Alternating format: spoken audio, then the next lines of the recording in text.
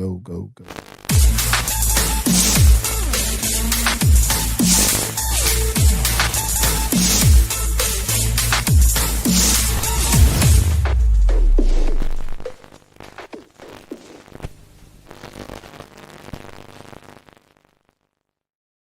Yo, I'm your boy EC22, and this is the FairWeather Fan channel, man. Please like, subscribe, share, join the conversation. St. Patrick's Day, if that's the thing for you, I don't even know. I don't even know if we celebrate St. Patrick's Day. I don't even know. I ain't got nothing green on. Hey, you can see a different face on the screen today. It is not Coach D-Way, and it's definitely not J-Dub. But I got another brother on the show, man. My brother from another mother, Marcus Allen, man. Not the football player Marcus Allen. I know y'all some things. This is the real Marcus Allen. So yeah. What's going on, brother? What's going on, brother? You all right? Man, I'm doing good, man. Thanks for coming to the show, man. Me and Marcus been talking offline for a while, and been boys, man, for a long time. Look like J-Dub then joined in real quick. J-Dub, can you hear us? Oh, he just gonna jump on the list. Let me take him out. Let me know when you get ready, J-Dub. But yeah, man, Marcus, we've been cool we got for the a heavy long hitters. time. You said what? Oh, man. I said we got the heavy hitters. You and J-Dub, man. Hey, man, yes, sir. I'm waiting on him to show his face. I don't know if he just listened. Let me see if it. Those two exchangers have already been clean. Those two exchangers. Oh, yeah, he's behind the scenes. We'll let him do that. But man, me and Marcus I've been trying to get him on this show for a minute. But hey, he's here now. So hey, let's go ahead and get started, man. Let me check on J-Dub one more time and see if he's ready. J-Dub, can you hear me? Yeah, I'm not gonna be on. Okay, I just want to listen. Oh, got you, brother, man. All right then. But yo, so Marcus, man, let's go ahead and jump into the show, man. First of all, no, I gotta do this justice. Marcus, introduce yourself to the world and the people that are watching the FairWeather Fan channel. My name is Marcus Allen. I'm from Houston, Texas. I met Eric Curtis in Dallas, Texas, when I was staying in Dallas, and he told me about the show, the podcast that he had with the FairWeather Fan, and I checked out a few episodes. And, I told him about my background in sports, football wise. I got a scholarship to Boston College. I played with Matt Hasselbeck, when he was at Boston College back in the day. Our coach was Tom Coughlin, who was the New York Giants coach for a little while. So, and so I got a chance to play against Warren Sapp, Ray Lewis. So my background is in football. And so when I heard about the podcast and actually saw the podcast and what you were doing, I said, man, just let me jump on, man. Let me say something, man. Let me just be blessed with the atmosphere. You know what I'm saying? And so man, I you also a brother. Man. You also a brother in the Lord, man. I love you, man. So I said, man, let me contribute, in any way, that I can. I might not be as knowledgeable as you in certain areas, but I'm a flow with you, man. We gonna go. Man, it's all good, man. Since we know football, man, let's jump on with some breaking news we had just earlier today. Jalen Waddle had decided to sign with the Broncos. The Broncos went out there and put a deal out there to move Jalen Waddle from the Miami Dolphins, and this is going viral. This is blockbuster trade. What do you think about this whole Jalen Waddle going to join that team that should have won a Super Bowl last year? Man, I think it's a good deal. I think it's a good deal. The Broncos, you said they should have what? What'd you say? I think if the Bo Nix wouldn't have got hurt, they would have won the Super Bowl. That's what I think. You think so? I think so. But I'm a Texans. I'm a little biased. I'm in Houston right now. And that Texans defense, how potent that Texas defense was. I think that just quarterback wise, Stroud, man, he was going through some things at the end. But if he can get back on track, I think we're gonna be pretty deadly. So you believe if Stroud wasn't in his whatever he was in, they would have went to the Super Bowl? Oh, I know so. Okay. You think when you think about it historically speaking, defense. The term defense wins championships. Yeah. If you have a good defense and a good quarterback, a solid quarterback, Yeah, and some solid receivers, a good running game, you Super Bowl bound. So yeah, I mean, but I'm biased. Like I said, I'm a little yeah. biased. Well, we So we everybody knows that Houston defense was probably the top defense in the whole league, but that yeah, Denver defense wasn't too far behind. no, you're And then right. No, you're and right. then you get Bo Nix out of there, right, as a quarterback, and then all of a sudden now you get him healthy. You bring Hmm. because here's the thing, Marcus. The Jets, I Hmm. mean, the Broncos was one of the only teams that had not made a free agent move this whole time until signing Jalen Waller. So they was committed by Yeah, running yeah. the gamut, running back again. So bringing back that defense, bringing back whatever team they had, and then all of a sudden in the blockbuster trades, you go add another weapon to a team that already had weapons. You know what I'm saying? And they're Oh, I coached by agree. guys. I agree. So I mean, they can really do something. So let's go to the comment section Yeah. right there. Jonathan G, what's up, my boy? D-Way said, good Hmm. good day, mates from a land down under. You from Sydney, Australia. Oh, man. Hey, bring me back an alligator. Don't come back like my alligator. I need to make some boots with him. Yeah, yeah, yeah, But yeah. no, when you're looking at this trade, Marcus, real quick, giving up the Denver Broncos giving up their first round pick, which is number 30th, and then giving away I think a third round and a fourth round pick. Was that too much to add to this roster, giving up a first round, third, and fourth round? That's a when you talk about first round, you talking about an impact player, Yeah, yeah. and so the third and you said the third and the fourth rounder Third and too, fourth huh? round, yeah, yeah, Yeah, that's I think it was a good deal. I think it was a yeah, good deal. But that first rounder, that you talking about an impact player when you giving up a first round pick, But I think it was overall, I think it was a good deal. yeah. One of my brothers said he think they gave up too much for, but I'm looking at that particular that first round pick right at the 30th Yeah, overall. yeah, So they yeah. must have been thinking, right? Is Jalen Waddle? Oh, they had the 30th. They had the They had 30th the pick. 30th pick, right? It wasn't like Okay. they had the 30th pick. So they must have realized that getting Okay. Jalen Waddle was better than anybody they could pick at number 30, wide Yeah. receiver wise, Yeah. right? That's the only way I can Yeah. think they was thinking on that, man. Yeah. But that's the breaking news, man. Let's go ahead and jump to the WNBA real quick, man. I know this is a subject that a lot of people are not versed on, but I want to kind of give you guys an update on what's going on with the WNBA. They're in their collective bargain agreement year, and Kathy Eagleberth came out 2 weeks ago and said, "Hey, you know what? When the players union pushed back the offer, the proposal, she came back and said, listen, March 10th." Either we gonna get a deal done on March 10th, or there will be a either a lockout or an abbreviated season. Like she just like put her foot down. But a lot happened since then, right?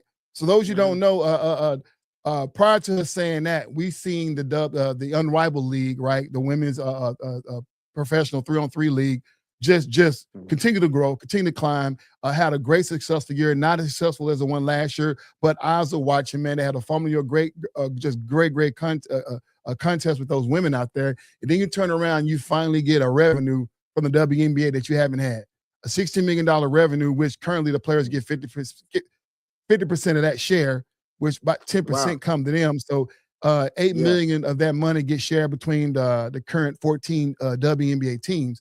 I mean the Mm-hmm.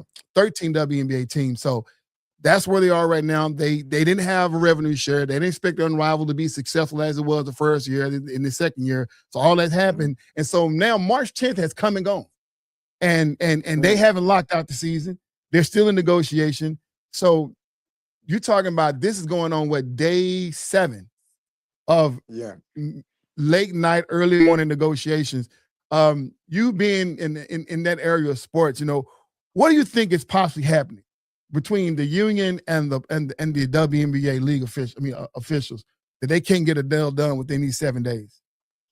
If they can't get it done within the 7 days. Yeah, like there's a lot going on because when you have a commissioner say March 10th is the cutoff date, and then it come and goes and they ain't move, like what's really at stake here? Yeah, yeah. And see, you dealing with the NFL. I know from a collegiate level, Yeah, everything that that was going on that I had to deal with, or the coaches and stuff like that. But this is, when you're talking about the WNBA, yeah, that's a different level, yeah. It's a and definitely different level. I've been digging some research, Marcus, and Uh-huh. I love to educate people on what's going on. So, but I can't do it without doing it in the OEC 22 fashion. I got to throw some shade on somebody. And the person I want to throw some shade on is one Stephen A. Smith. And I appreciate our guys from the because we kind of do the same thing in media and stuff, but they on a more mainstream level. I'm on the podcast era. Yeah. But here's the thing about Stephen A. Stephen A. Smith got out there and he talked to some of the women out there and said, hey, you guys got to get this deal done. Basically telling the women, accept the deal that's thrown out there, right? And it was a good deal, right? And we'll talk about that in a minute. But the one thing he said, he made it seem like that the women, the players don't want to have a lockout. In his words, he said, all the momentum, all the energy you guys have gained within these last couple of years will be for nothing and will go down the drain if you guys don't have a WNBA season next year. And he alluded to baseball by talking about when the World Series got canceled, and then you turn around a year after that and you had these I think it was a Mark McGuire and I forget the other guy. They was trying their best to chase the home run record. So that brought a lot of more eyes and visibility back to the you talking about Sammy Sosa? Sosa, right? Yeah. Brought a lot of visibility back to the MLB. And he said the women don't have that type of history to hang on. And I want to remind our brother, dear brother Stephen A., and educate the rest of you who may be thinking the same thing. The history that we have in the WNBA is right now. You're seeing it with your own eyes. We have never seen this level of talent at one time in the league. You're talking about from 2024 to 2026, you're getting an expansion team. You're getting ready to get 2 more next year, and all the level of talent. See, the Aaliyah Boston's and the Kelsey Plums and the Asia Wilson was already in the league. But you get, but social media takes over, right? You get the Caitlin Clarks, Angel Reese's, and all them guys right there. They're bringing visibility. Paige Beckers, they bringing all that energy and that fanfare, which make this thing go up. Now you got people like, we waiting on Juju Watson to get healthy, right? You're looking at Azzy Fudd. You're looking at Floja. You're looking at Livia Miles. All these girls that are currently playing right now that's coming to the league. And here's the thing, Marcus. You're talking about Caitlin Clark, Angel Reese, Paige Beckers. Just to stop with those 3, right? They had NIL deals that was more than a WNBA salary. I don't know if y'all have talked about that, but you can do a show alone on NIL deals. Oh, NIL deal, right? And I think y'all need to do that off NIL deals alone. Nowadays, these players are saying like, look, we're gonna stay, like the quarterback at Ole Miss. You understand what I'm saying? Like where he's gonna be getting paid. Like these guys are staying in the league because they know that, hey, they can make more money in the league. I mean, I'm sorry, they can make more money in college than they can on a rookie contract. You understand what I'm saying? So it's like the whole game has changed. I remember when I was going to school, we didn't have the NIL deals. We didn't have, so it was a different, I can't discuss all the details, but there were certain boosters doing certain things. And so it was just a lot of, I mean, and I'm talking about NCAA wide. I'm talking about NCAA. I'm not talking about Boston College specifically. I'm talking about just all the different schools. There were situations to where I had friends that would, Eric, that, would go to a certain college. They come home. They were on scholarship just like I was. We come back to Houston. And they would come back in a nice foreign vehicle. And I'm just keeping it real. They would come back with a nice foreign vehicle, and I would ask them how they got that vehicle, and they would tell me that, hey, they had a summer job where they were working and making $200-300 an hour. I've never worked a summer job where I was making $300 an hour. You see what I'm saying? But that's what was going on. So, but it's totally different now, man. And that's the game that the WNBA. That's the game the WNBA has to be aware of because, like I say, these women are typically were staying in college 4 years, right? But when they leave college, the NIL deal don't end. So they're still making because the endorsements follow them even into the league, and these women are choosing You're to right. still come to the WNBA when they literally can sit down and still make money, right? They can go Yeah. overseas. Well, they got to play, right? They can go overseas and make a lot of money because we see what overseas, right? They go over to make all Yeah. these millions of dollars. They don't have to pay room and board. Basically, they go Yeah. over there and just just basically get free money, right? But Yeah. yet they want Yeah. to bring these players back stateside, and that's where that's where how we is right now, right? Before there was the NIL deal, right now the league had a lot of leverage, right? But I think now the history is right here. Another little fun fact about the WNBA and their players, right? When we're talking about leverage, right? Mm-hmm. The leverage the players have is, like I said, is the fact that when you look at the Juju Watsons who'll be coming out a year after next You year, said and you're leverage, looking at right? You said the leverage, right? leverage, right? Okay. The Yeah. players have Yeah. leverage based on the growth, the viewership. Mm-hmm. If Yes. you lock out a season, think about those Flo J. Johnson fans, those Azzy Fudge fans, those Lauren Betts fans. They don't get to see, Caitlin Clark. the Caitlin, all them fans. They don't get to watch Yeah. that built this league, right? The fans build the league, right? Yes. That's the leverage they have, and understanding that you can't treat the WNBA like the NBA, right? Yeah, definitely. Because when going back, so the leverage that the NBA have right now is 42% ownership by NBA teams. Like you have 42% of the league that are owned and operated by NBA teams. Other 42% are owned by independent owners of the WNBA. Then that 16% fall under just independent investment groups that own some of these teams, right? And then you got the expansion teams that are coming out there, right? The leverage that the league has is that 42% by the NBA because they're going to try to keep running this league like the NBA, and you can't. This is a league, when you start looking at things like NASCAR, who don't get the mainstream viewership like NBA and NFL and MLB, right? Golf, tennis, they don't get the same viewership, right? Because everybody talking about the viewership, right? NASCAR, Formula One, tennis, golf, they don't get the same viewership, but they are a multi-billion-dollar league, right? Wow. So they're ran by investors. Now I'm not and what the Unrivaled League showed them within 1 year, when you got Breonna Stewart and Nafisa Collier, what they went out and did and got investments to invest in their 3-on-3 league, and they turned a profit in the first year, and they exceeded their expectation by 300%. You know what I'm saying? Yeah. So here, everybody keep talking about, well, the women's basketball is not intriguing, it's not fun. But then when they went out there and betted on themselves with the Unrivaled League, they were able to turn a profit in 1 year. So they're showing them like, hey, the women are showing, hey, people are watching basketball or women's basketball. It's just the way that y'all market it. Y'all trying to market us like the NBA, and that ain't gonna work, right? Go ahead, Mark.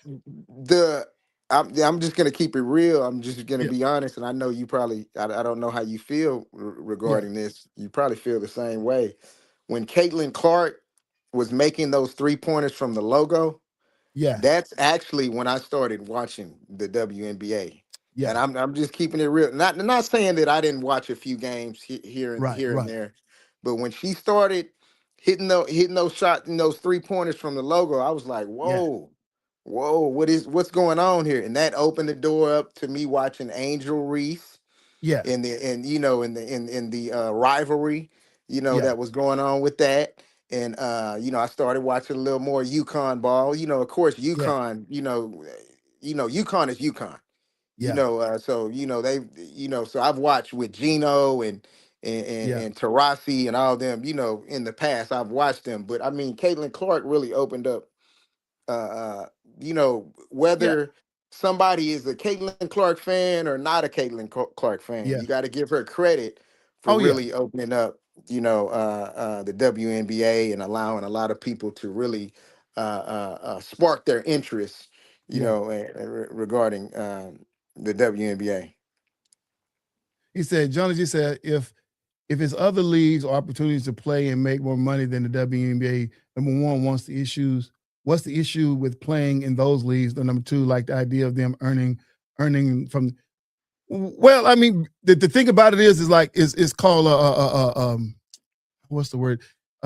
They can get blackballed, right? The heavy hitters, the people that control the money, they can shut it all down, right? Like I said, that 42% because what people don't understand, when the WNBA first came into being in 1998, when they started this thing in 97, building the framework for it, it was that the WNBA was branded as the female version to the NBA, which Mm. means the teams they had it Yeah. then was directly linked to an NBA team. And when the NBA team and owners got tired of, not gonna say get tired, they didn't have the energy to put into the WNBA because it was kind of like the stepchild of what they was trying to do, trying to put all their energy into getting their male franchise off the ground, the NBA. They started like, man, we're not really giving these women the same attention as due. So what it did was they sold those teams, a lot of them sold those teams to independent investors, and that's when the WNBA opened up. I think it was around like 2001, 2002, you know what I'm saying, just a few years later. And so now, Yeah. once you got these independent investors, they can do whatever they want to do. But yet those other teams that remain owners, now it's like, hey, you know what? We still got to keep the framework because we don't want to reinvent the wheel, right? But I think living under that narrative and under that type of system has hurt the NBA, the WNBA growth, because you market the way it is. You remember the whole campaign, We Got Next? Like that was Yeah. like telling us that, hey, man, you know, we're just as good as the men. And we watched for the Yeah. first time. You're like, Yeah. okay, they ain't dunking. You know what I'm saying? They ain't throwing alley oops. You know what I'm saying? Yeah. You know Yeah. what I'm saying? You don't see too many triple doubles out there. And so when you look Yeah. at it at the same lens, it's not going to work. But when you take Yeah. all the NBA away from it, right, and look at it for what it is, women's basketball, you can Yeah. find an appreciation for it, right? If you choose Definitely. to, right? And that's kind of, but the ones who didn't think it could stand up, those are the ones who was the naysayers. Those are the ones who was like, no, let's keep it where it is. Let's give them a piece of chump change right there. But when them women invested in themselves back last year and say, you know, we can create our own, that's great. Now the Unrivaled League has the Yeah. potential to take over for the WNBA, Yeah. right? But nobody wants to see a 3-on-3, right? We want to see 5-on-5, right? So the Unrivaled Yeah. as a supplementary league works, but trying to compare it to the WNBA, they're going to need it, right? But both sides have some leverage, right? But I think I beat that dead horse, man. Let's move on, because y'all know I'm going to get on my soapbox about the WNBA. I want to throw this out there real quick, man. This cat, Mark, let me ask you an honest question. Victor Wembanyama. Mhm. This cat has resurrected the 1990s mentality. This cat, You talking when about we saw toughness? him doing the All-Star, when we saw him doing the All-Star game, he let it be known like we come here to play. All the other Oh yeah, stuff you y'all talking been about the doing, dunk? You talking about right yeah, off the bat with the dunk? right off the back, let's set the president like Yeah. we came here to play. We're going to play defense. We're going to win. And he set the president, and then guys like Anthony Edwards followed suit, and even Kawhi Leonard Yeah. followed suit. Right now, Yeah. the San Antonio Spurs the other day just won 50 games, which usually is the benchmark Yeah. to say, hey, we really had a great season. Victor Yeah, that- Wembanyama said, I ain't satisfied with 50. I want 60. Yes. Yes. So this mentality, Mark, what you think about this young man, 22-year-old mentality? We haven't seen like this in a long time, a mentality like this. Well, it's nothing but respect for him, man. He Yeah. uh what I think what stands out to me is his humility. Yeah. Willing to learn, knowing the history of the game. I think, Yeah. he's had conversations with Akeem Olajuwon, Yeah. and took some, I don't know if it's, yeah, he got some training from Akeem Olajuwon. Then they work out together or something like that.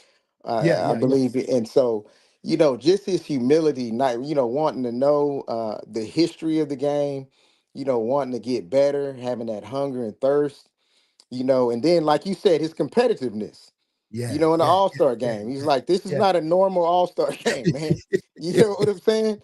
Yeah. I'm Yeah. gonna put this twist on it, and then, Pop, just looking through, looking at the news, I saw Pop coming back, and giving him some tips, because, Pop, he started with Pop. You know what I'm saying? So Yeah. so Yeah. Yeah. so with that alone speaks volumes. So Facts. he's Facts. getting the correct foundation. He's getting the right building. I mean, he's learning from the best. So his foundation is solid. So yeah, Absolutely. Absolutely. I got nothing but praise for him. I think but I just want him to keep that humility. You know what Yeah. I'm saying? Yeah. Because Yeah. in sports, whether it's on a collegiate level, whether it's on an NFL level, even in Pop Warner, Yeah. when your head gets big and you think that you're bigger than the team, Yeah. that's self destruction. And we've seen a lot of people self destruct, Yeah. regardless of how you feel about Michael Jordan, whether you like him or whether you don't like him, whether you think he's the GOAT or whether you don't think he's the GOAT. There's some common denominators with players like Michael Jordan, Yeah. with Kobe Bryant, with whoever it may be, and that's humility. You know Yeah. what I'm saying? Yeah. I'm saying humility when it comes to learning the game. If you Yeah. notice, like they always say, I haven't reached, I haven't reached my ultimate goal yet. Yeah. You understand? There's always Yeah. a hunger and thirst to get better and better. And when you have that, and that's what I see with him, with And Vic. I, I- You know, and if I you want have and I want that, to you know, it's really valuable. I'm gonna piggyback on what you said because a lot of people may be screaming to the top of the lungs because of the recent footage we've seen of Michael Jordan with the documentary that came out, The Last Mm. Dance, and some people will Yeah, think that humility is far from Michael Jackson. I mean, from so far from Michael Jordan come down humility. But the one thing yeah. Marcus pointed out for those is humility for the game and his position in the game, right? There Because you go. There you go. There you when go. you're There at you a go. performance based business, I'm right? not talking about life. I might not be talking about life, but for the game, that's what I'm glad you clarified that. I'm glad you clarified that. He's Yeah, never that, but his humility for the respect of the game. And that's there you different because go. There you go. There you go. we see them in their life like a LeBron James who the way he treats his wife and the way he treats his kid, right? And he grabs his big fanfare for that, right? Oh, he's such a Yeah, great guy in that aspect, right? But yeah, that's life. But when it comes down to the hardwood, yeah, he lacked humility for the game. Because when yeah. you have humility for the game, you understand what it entails. Like getting into a dunk context for the fans, right? Understanding Mm, that there is a position that you have. You can't control every aspect of the game, right? While you're a player, right? Be a player, yeah, let them do their thing, right? There's some player empowerment that we appreciate that he brings, but this whole narrative of trying to control every step of the way, that takes because every player can't do it, right? That's lack of yeah, humility. You want to be able to say, if I can do it, you can do it too. But that ain't a true statement with LeBron James. Everything he do, everybody can't do it. You know what I'm saying? And that's yeah, when yeah, yeah, Jordan understood. Like, I'm not going to ask for too much money. I'm going to ask for money. If you don't give it to me, I'd rather walk away. He had all the leverage. yeah, He could have yeah, got the money, right? But I respected the yeah. game for the people that's got to come behind me, right? There's a time and a place for everything, and Jordan understood that, right? You know, Yeah. let's get into some March Madness because that's what you guys are here for. Let's talk about some Mhm, March Madness, man. We are here, and it's about to be mhm. crazy. It's about to go real fast. So Yeah, we all filled out our brackets, Marcus. We all come to this time and fill out our brackets, and we want to see if we're smart guys, yeah, whatever. We don't know, right? But I want to talk yeah, about yeah, this. yeah. The most common bracket mistake people make every year. Like, what is that one mistake that most people make every year, in your opinion, when filling The out a one bracket? mistake. The one mistake most people make when filling out a bracket every year. Oh man, that's a good question. Uh, well, we don't factor in the sleepers. You know what I'm Facts. saying? Facts. Sometimes we're textbook. The ones are going to go to the third round. Yeah. You know, sometimes we're always textbook, but we don't know about the St. John's. I mean, we Yeah. know Yeah. about the St. John's with Right. Zuby. You know what I'm Yeah. saying? We know about the St. John's getting 7 blocks in the conference championship. You Yeah. know what Yeah. I'm Yeah. saying? We got to Yeah. factor Yeah. that in. St. John's winning 6 straight. Yeah. You understand what I'm saying? The momentum that's going, and so we don't either. I don't know if we're either scared to, to put that in our bracket. You know that they're advancing to the next round, or that they're going to advance to the next round, or are You we just got to just pick saying let me Houston. just stick with the clear cut. Yeah. Let me Yeah. stick with the number ones. The number ones making the final four.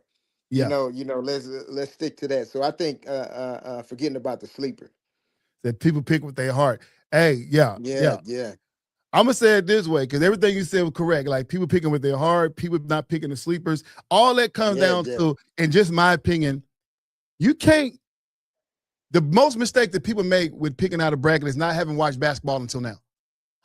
Yeah, yeah, Because if you yeah, haven't watched NCAA basketball right now, they wouldn't have seen the game that you talk about when old boy got 7 blocks to understand that even though yeah, St. is a number 6 seed, that don't mean they're going to be an easy win, right? Based on their defense, right? yeah, Who they got over there, right? yeah. But if you ain't watched basketball until now, you're trying to get everything in your highlights and try to list to the guys on mainstream media. That's the biggest Hmm. mistake people make because you're going to get up there and just go, like you say, ones get to the Sweet 16, and then from there it's then to come with G. You going with the favorite team, your alma mater, or you winning with your Yeah. heart.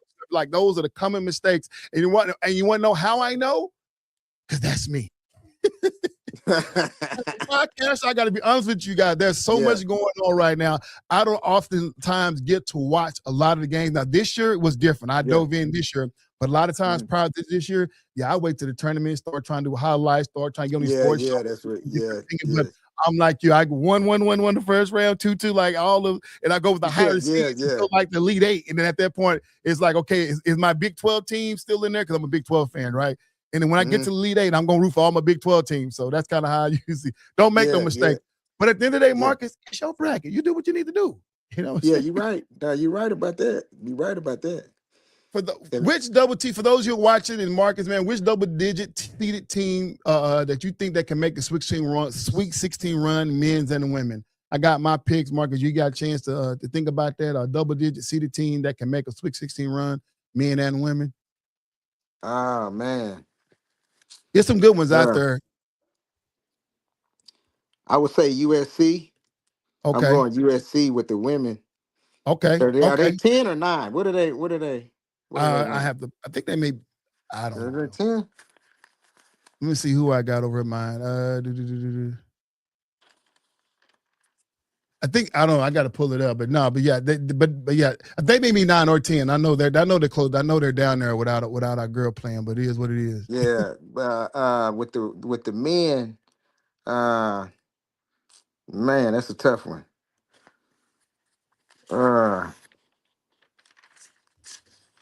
So let me see where I got on mine. Go ahead. Yeah, you can go with yours. If you guys are in the feed, man, y'all go ahead and jump in and tell me which one your team. So I got for the women's. Wait a minute, did I not fill that out? Oh my goodness.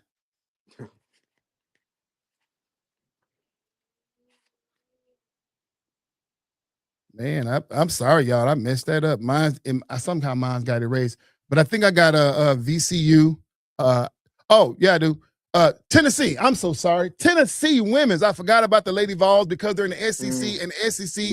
I think they're either number 10 or number 11. The SEC is so hard right now, and I think that because of the SEC is so tough, they're a really good team. But because conference play pushed them down, they got down to a double-digit seed. But I think there are some teams. I got them actually making the Sweet 16. And for the men, I got VCU. I think and I got Texas A&M making it to the Sweet 16 for the men. VCU is one of those teams that I think that people are sleeping on, but I think they can get there. I think they can upset some teams out there. Let's see what the comment section is saying. Oh, Fly Summer. Gee, they're number 2. Come on. Come on, man. But they're number 2 seeded team. Gee, they number 2. University of H. Yeah, I got to win it all. I'm going with U of H. Who is that, man? That's Jonathan G, man. That's OG. Hey, I like you, Jonathan. I'm going with U of H, man. Hey, when you said 5 Slammer Jam, I already knew what you was talking about, man. Yeah, but I think that I'm going with U of H. That Tennessee women's Vols team, right? They got a little controversy. Came out with one of their players, man, and that's a conversation for next week, man. But let me go say that for those who know what the young lady said, she is right. And what she was talking about that real quick, that the LGBT like representation of the LGBT community at a younger age is not cool. She said that at least wait till these young women get of age and basically determine for themselves. Representing this stuff in front of young women is not cool, right? And we all know with the WNBA, right? A lot of these women in the WNBA, we know they have alternative lifestyle. I mean, in women's basketball have alternative lifestyle, but in college, they're not able to technically come out of the closet while they're still in college, right? That was a big issue with Malaysia Flawali over at LSU, where her coming out, and that became a big stink, right? But before, it wasn't a rule. It was kind of like an unwritten rule that women couldn't come out. And so with her making a statement, she's like, hey, listen, let them get of age to determine what they want to be and how they want to live their life. And I more than agree with that statement. But for those of you who feel like that was kind of slap in the face to world progression, this is basketball. This ain't about world. It's about, little kids being able to decide for themselves. But I stand with her. But she played for the Tennessee Lady Vols, man. I think they're going to be a sleeper in the Sweet 16. Moving on to the next, because John G. Somebody said, I'm a homer. I'm not saying. So I'm going with, he said he's going with all the Texas teams. He's going with the Texas teams. Yeah. Who are some of the? I'm gonna tell you this. Is he talking about with? So he's saying women's and men's? Yeah. Is that what he's talking about? Okay. Yeah. But I don't think he's watching women like that, right? Yeah. But yeah. Hey, Hey, UT, man. UT is nice in the Hey, SEC hey, with the y'all better watch women's. out. Y'all better You watch know, out. UT, you got to keep in mind, UT beat South Carolina twice. Yeah, yeah, South Carolina has 3 losses, and yeah, 2 of them are to UT. yeah. And one So, of them in hey, Oklahoma. yeah, UT is, hey, man, UT. Yeah, But UConn, with the women's, you we gonna can't get on them because I got a lot to say about 34 and that 0, man. team. Right. Yeah, Who are some of the potential players that can take over the NCAA tournament, men's and women? And I got, you have the people like the Audi Crooks that people are talking about, the Hannah Hill Doggos, Hannah hmm from Iowa State. Then you got Hannah Hill Doggo from Notre Dame. But I got some other yeah, names there that I think will potentially take over. And for the women's side, man, I'm looking at people like you said, Texas. Our girl Madison yeah, Booker. She has the yeah, potential. I don't think people looking for Texas. Yeah, they beat South Carolina in the NCAA championship, but people are still looking at Joyce Edwards to be a complete takeover for this league. And I've been watching her all season long, and even her running mate. yeah, I think we sleeping on Madison Booker. mm, Sarah yeah, Strong is their standout player, but I still think we're looking at the girl who's coming out this year, Azzy Fudd. I think they can run yeah. this thing. Um, Fudd has some experience. man, flood. Fudd has that experience. And then I'm Uh, looking at Sarah Lauren Strong. What Betts. about Strong? Sarah Strong, right? So we expect Sarah Strong, right? Obviously, because of hmm the position, stuff like that. And she's Yeah, younger. She got next year to come out. But I think yeah, Azzy Fudd is that sleeper. I think that because she pretty yeah, much, we talked about the Paige Beckers last year, but yeah. Paige we forgot about how Azzy Fudd, when Paige wasn't on, Azzy Fudd stood in the gap, complimented. complimented her, right? Right. Yeah, And so that's kind of how they went. And plus, Azzy Fudd was hurt at the beginning of last year, but then she kind yeah. of found her way into the thing. And now you're like, she's gonna probably be the number one overall coming out if the women have a league. And then Lauren Betts. I don't know why people haven't talked about the big girl from UCLA, man, this year like they haven't, like Audi Crook. Yeah, that But girl. man, Yeah, she's she still Lauren dominant. Betts. She's still Lauren Betts. She Yes. can still do their thing.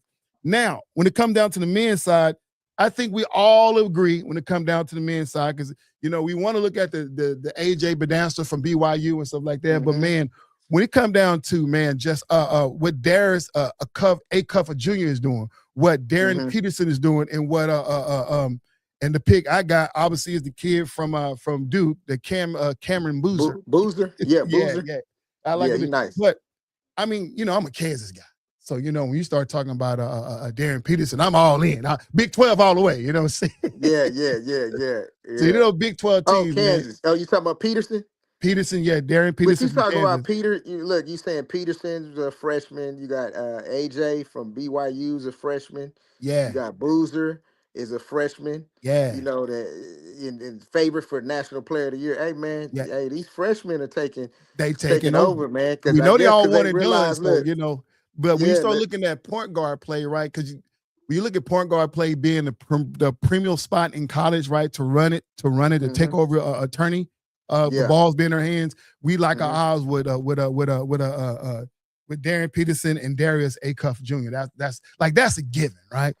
The AJ Bedansters, man, I like him, but like I say, 6'9", now he could be a point guard in the league. That's crazy. He could take over too. I just don't see BYU going that far. That's my only problem with not picking him. Let me ask you this, man. Is it because I know you D-Town and you my brother, I love you, and when we supposed to be representing Texas, you didn't even bring up Fleming, from U of H or Sharp. You didn't say anything about my U of H boys, man. What's going on with that, man? I know you. E, it's starting to come out in the podcast. See, I know you. For all those listening, I know E. I know Eric Curtis very well. And I knew this question was going to come up. Sometimes he hates on H-Town. I don't hate on, because once again, they're Big 12, right? The reason why I didn't pick them, right? Because they win by committee. We're talking about they win by committee. You know what I'm saying? Because the question, like the potential players, like we're looking at that one player that can take over the league. You're not going to have one player take over Houston, right? Until we get into the Elite Eight and the Final Fours, then obviously it's going to come down to that because, a lot of film is being looked at and stuff like that. But you talk about when you're looking at what Darren Peterson is doing and what Darius Cuff, like literally they can. Now, I don't got neither one of them teams to win it all. I got Houston to win it all, right? Oh, you got Houston to win it all? I got Houston to win it all. I'm a Big 12. I got Houston and Arizona in the finals. Oh, that's good. That's good. I'm gonna And the tell you same thing this. about I'm going. Arizona. Hey, I'm going for Houston, but I'm gonna tell you this. Yeah, Keep an eye on St. John's. Keep an eye on St. John. I keep telling you this guy, man. I keep telling you because you know what. But yeah, this, check this out. Check this out, E. yeah, Coaching, yeah, coaching. yeah, You know how we have a tendency to talk about the players. yeah, Think about it. We highlight the players.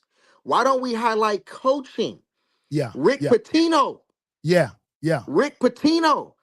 You understand what I'm saying? Because yeah. coaching goes a long, long way. You know how we always talk about these players. I think the way they're playing and this, and that. Hey, man, you have some phenomenal coaches that Facts. are Facts. and Rick Pitino. Yeah, Oh man, what he did against Hurley in the yeah, in the conference finals, yeah. man. Hey, he did his thing, man. I mean, coaching wise, I mean, he's a legend. And it's So funny when that you you have said some of these St. legends, John's. It's funny that you said St. John's because about a I'm saying month just don't ago. slip on them. I'm just No, saying no, don't no, no, slip on. no. Because Yeah. any of those who watch this show on a regular basis, y'all know the question that was asked about 3 weeks ago. And D-Way asked me the question. He said, Eric, which team do you think people are sleeping on? And this was this for March even hit. This was back in January. And I said, Uh-huh. hey, St. John's. I said, Oh, you because saying it. You said I that. said Okay. St. John's. I said, because their Yeah. path within the Big East, I said, their path in the Big East is wide open. Because I didn't think the UConn men was I mean they're UConn men, right? But I felt like they were the better team in the Big East, and so I've been picking. I ain't been sleeping on them. I ain't been sleeping on St. John's, right? And Okay. yeah. So I'm just letting you know. I just want to y'all can show the receipts. Y'all you go back and pull that video up. Hey, now here's one that's gonna get a lot of people upset right here. Yeah. Which number one seed has the most pressure? Men and women.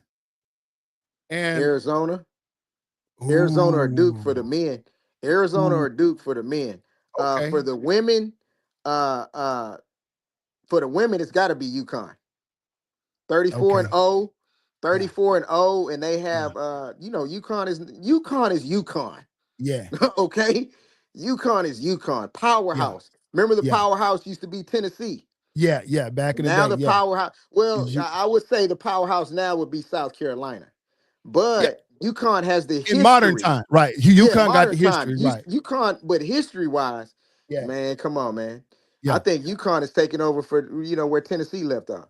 Facts. So yeah, So for me, I'm with you. I got UConn women has the most pressure, and for the men's, I picked the Florida Gators.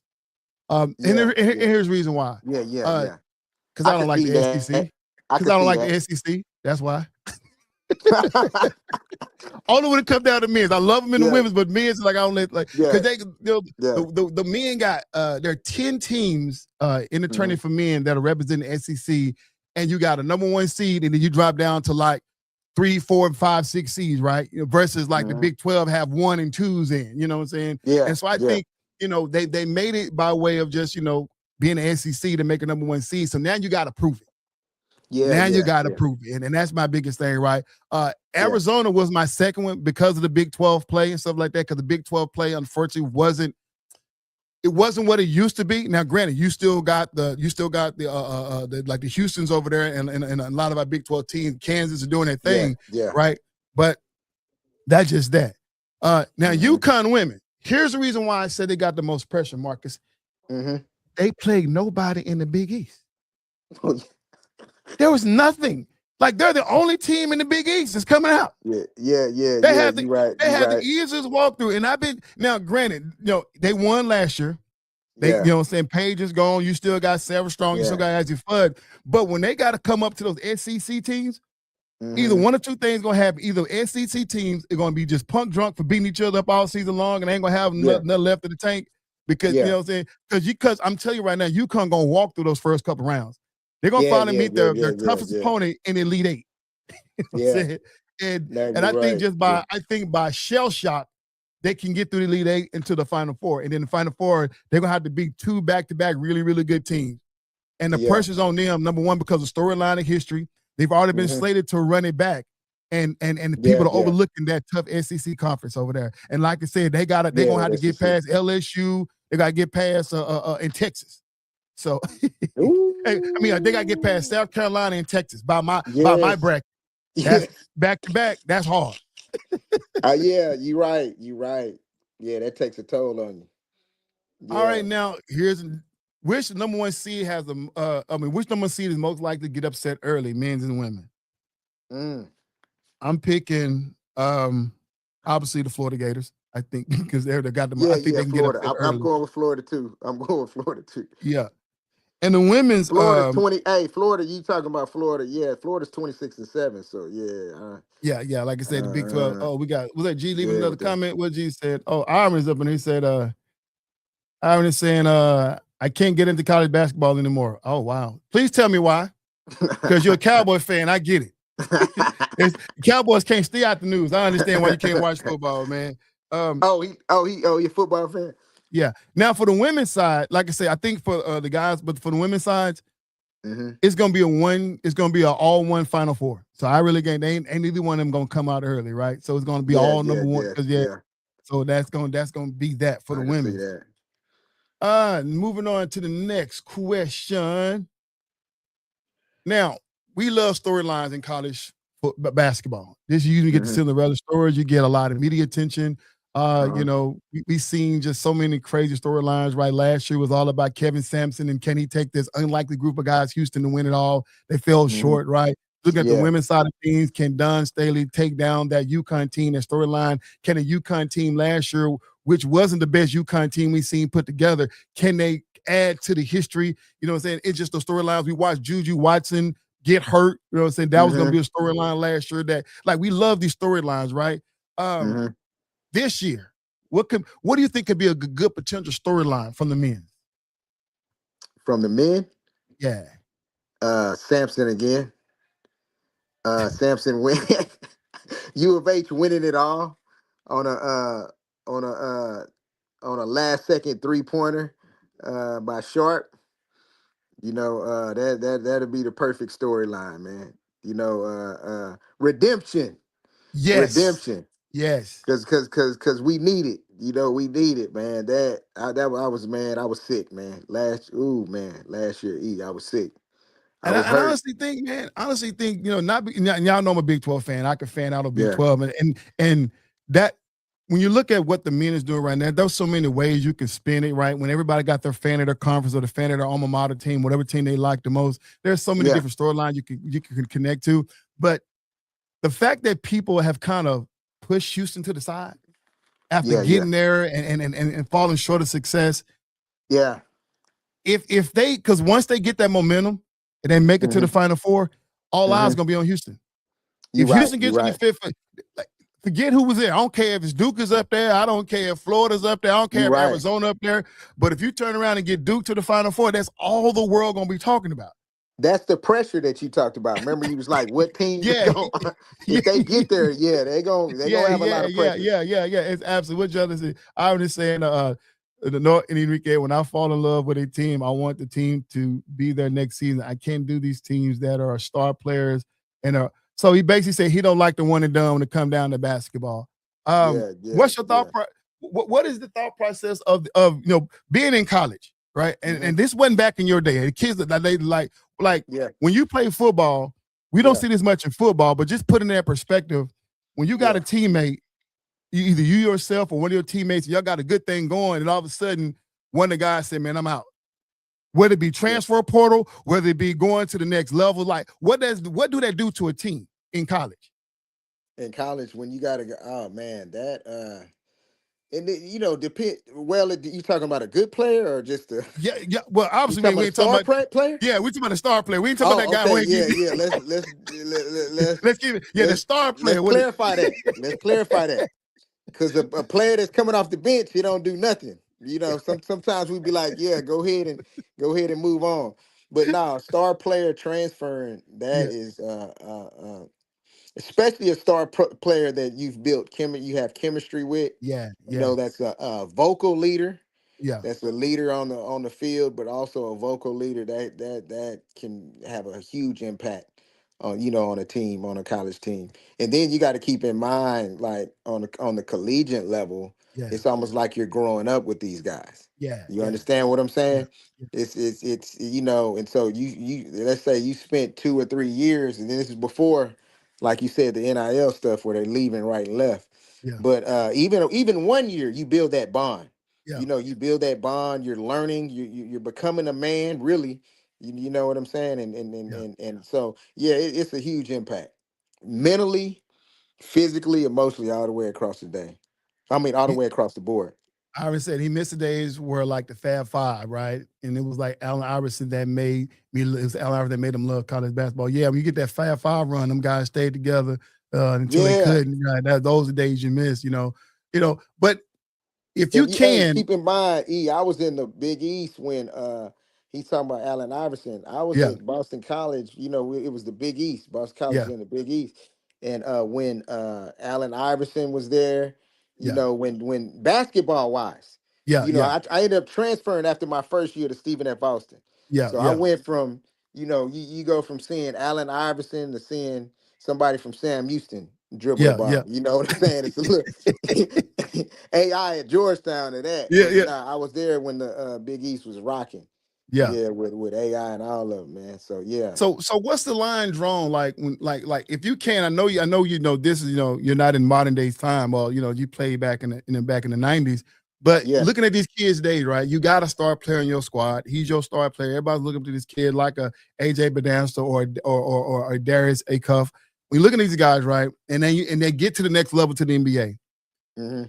You just win a national championship. Then your star player goes to the next level. Like, where's the line drawn, or how do you balance those emotions? Like, man, I'm proud of my guy, but we probably won't do as good next year without him on our squad. Like, how do you, as a player of that team, is it like, do you feel like you the pressure on you to step up, or what are these young minds going through, or even coaching, Because you want to Yeah. be proud of them and get to the next level, but at the same time, you feel like you're hating. You be like, dang, bro, we could have ran it back. You know what I'm saying? And because here's the deal. Nah. With the introduction NIL, I can different when you trying to get the bag. Everybody go get the bag. Don't stay here. We good. But now Yeah, you yeah, making yeah. 10, 15 million and you're like, bro, you can't stay another year. I'm saying, like, Nah, you're right. You're right. that's a lot going on, man. You talking about the modern now, would you say the modern day Modern day, mindset or like the modern, like I know, oh if man, you modern day, man, I just, just seeing and observing. I'm not in their minds, but seeing and observing, it's like a microwave. You know, mm, we live in a microwave society. yeah, We yeah, live live in a society where the attention span ain't long. You yeah, know what I'm yeah, saying? So yeah, emotionally, I don't think it affects them as it used to affect, mm, people back in the. That's just me from the yeah, outside looking in. It's more like a hey, move on. That's a part of life. You know, yeah, with the NIL, it's put yeah, a different twist on everything. yeah, So yeah, I could only imagine that everybody, the people, some of the players' mindsets are different now. yeah, You know yeah. what I'm saying regarding that? It's like, oh, okay, we just gotta suck it up. Let's move on. And I Because and because when you're in an environment like that, think about it, yeah, E. When you're in an environment where you're seeing people, I'm using an analogy. When yeah, you're seeing people get on the bus and leave, like and the bus is gonna come around again, and some people are gonna get on it and leave again. It's almost like you're conditioned to know that, hey, this is just the times we live in. This is just yeah. the mindset.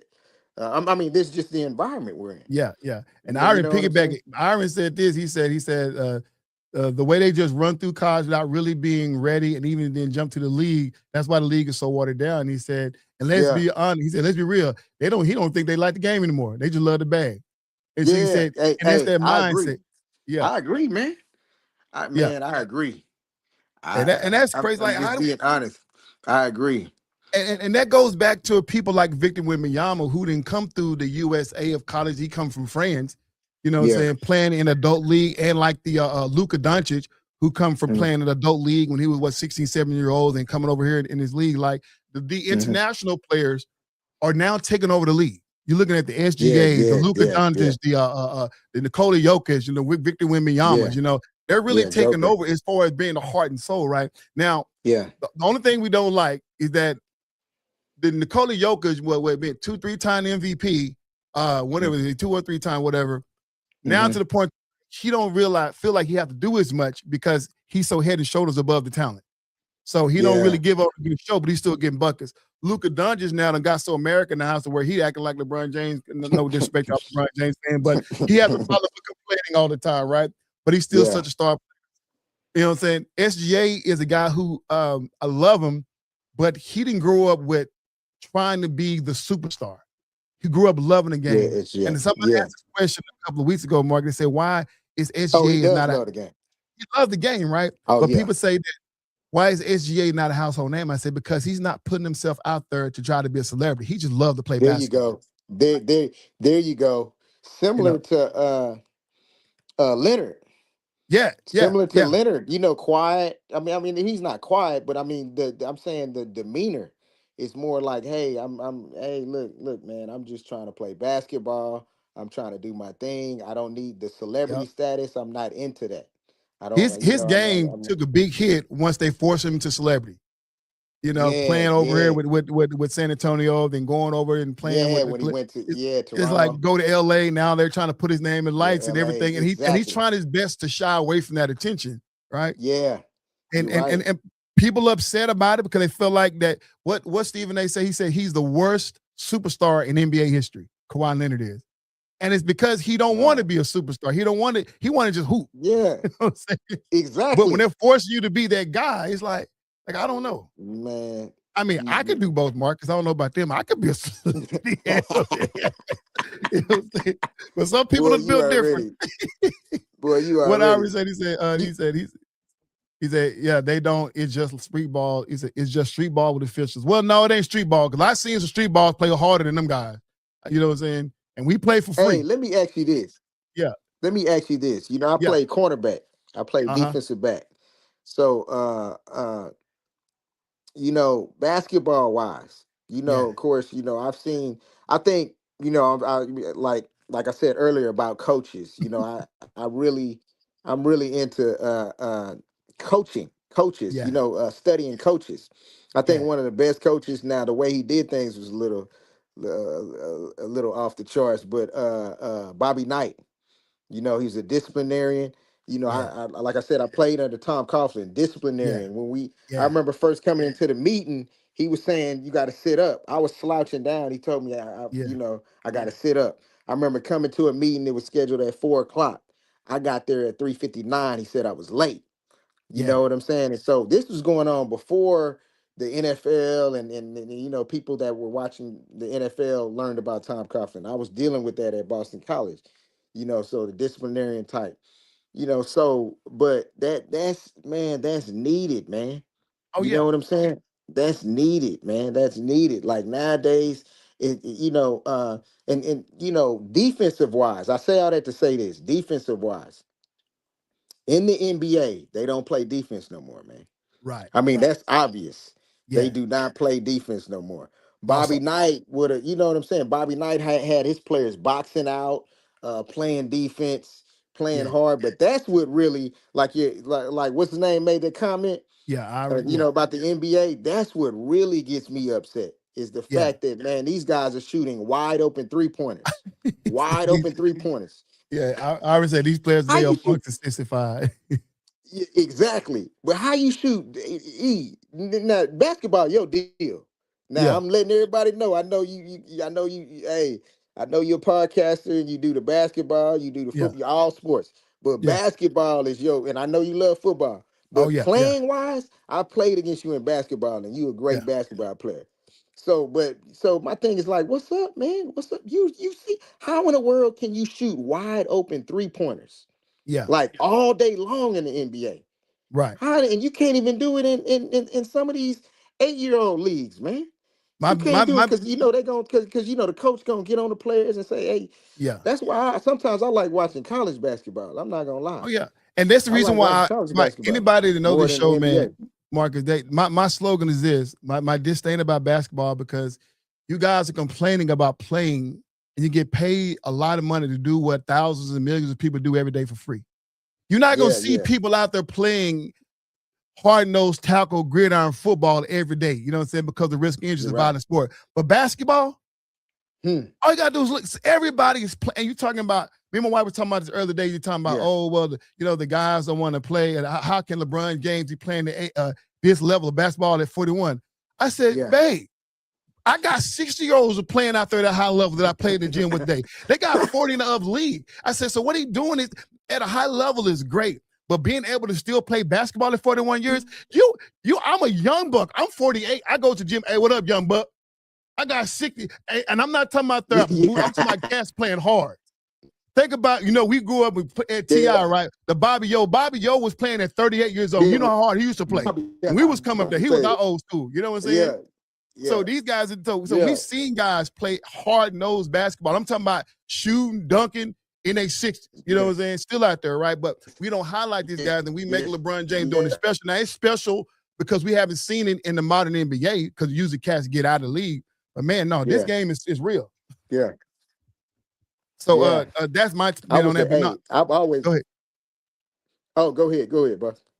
I said that's the reason why I watch WNBA more, because these women, they don't have the athleticism that men have, obviously, right? But they come to play hard basketball. Yes, I agree. I agree on that. That's why I like WNBA and college basketball.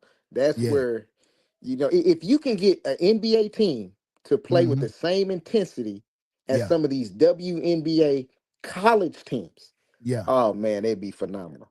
They would be phenomenal. Ira said LeBron James last because he didn't play 82 games. He only played 50 and 60. That's real talk, man. But man, that's our show for today. So I think I got one more question. First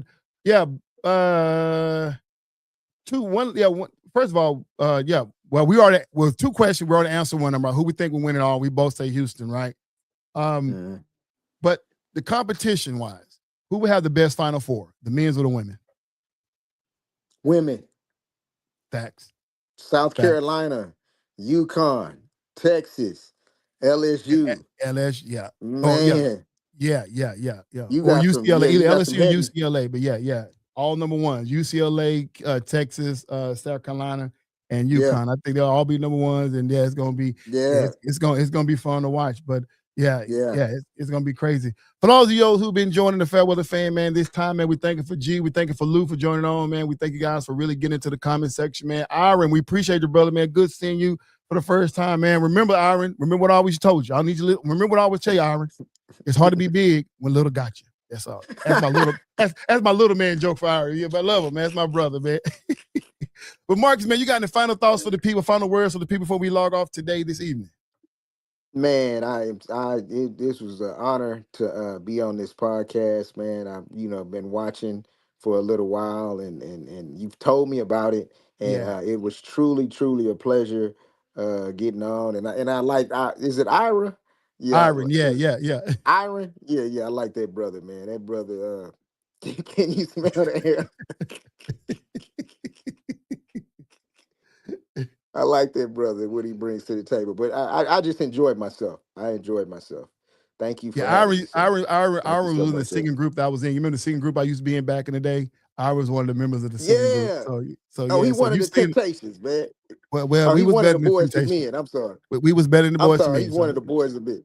Yeah, we were better than all them. That's your hair. Yeah. We just had bad management. That's all. We just had bad management. Yeah. Final thoughts for your boy EC22, man. Listen, get your brackets done now. It don't matter if you ain't been watching. I know I shamed you guys who don't watch college basketball until now. I know I shamed you early, but that's okay. Go ahead and get your brackets now. Fill out multiple brackets so you can seem smart, so you can always lie and tell your friends that you had it right the first time, which you didn't. But anyway, go ahead and go out there and get your brackets. It's fun. Man, listen, the NFL free agency has been crazy. If you've been living under a rock, you don't know what's going on in NFL free agency, please go to ESPN, Google, do something, man. But there has been some crazy things. We already talked about Jaden Waller going to Denver Broncos, but that's to say the least, everything that's been going on. And, man, the WNBA, y'all, get this deal done. We do not want to have a lockout season because, man, if you don't know the timeline, they're going to have, soon as they get the deal done, Marcus, they got to turn around and have an expansion draft with the Toronto team as well as the Portland team. Then they got to turn around and have a free agency because 80% of the women in WNBA don't have contracts because they knew the collective was coming. So all of them signed 1-year contracts. So you still got to get these teams filled. We don't know who's going to be on which team. So it's going to be a total different look when they get this thing started. Then you got to have a training camp. Then you have to have an NCAA draft. So you got expansion team draft, free agency, WNBA draft, training camp, you know what I'm saying? And then you got to get into this thing. All this before May. Whoa. We're in the thick of things right now. So they need to get this deal done real quick and hurry. Otherwise, it's going to be a lockout. Let's see. Somebody got some last comments coming through. Our last comments is Cowboys going to the Super Bowl. Maybe. Wow. He said, stop talking about my brother. Yeah, but bad management. But yo, man, that's been your boy EC22 along with our brother, man, the real Marcus Allen, man. Thank you guys for tuning in, man. Until next Tuesday, man, we'll see you here 6:00 p.m. here on Facebook, YouTube, as well as TikTok, man. But until then, for myself, EC22, the FairWeather Fan, and your boy all the way down from H-Town, Marcus Allen, man. We're throwing up the deuces, man. Until we end, we'll see you guys next week. We are